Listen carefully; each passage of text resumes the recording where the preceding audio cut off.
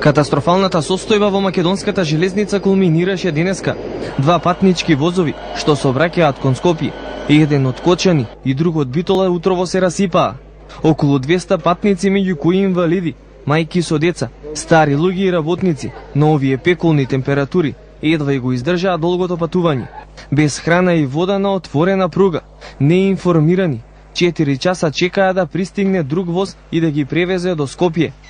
Екипа на Канал 5 случајно се најде во еден од расипаните возови. Неколку пати се симнувавме па се качувавме во неизвестност дали скоро друг воз ќе помине за да не превезе до Скопје. По неколку часови чекање, еден од возовите конечно пристигна на железничката станица. Кога зимаат пари, да зимаат за услуга, а не за од Прилеп. Се качивме во 6, сега стигнавме. А вчера возот не дојде. Од 6:10 нормално треба да крени од Прилеп.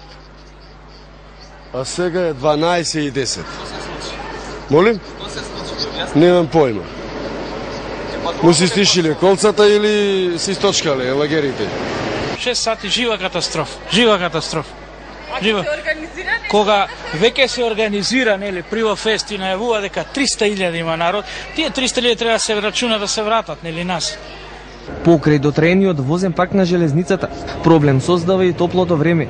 Поради тоа намалена и брзината на движење на возовите. Ако во нормални услови патувате околу 1 час, сега се патува до час и половина. Расипаните возови се редовна пракса во зимо поради студот, во лето поради топлото време.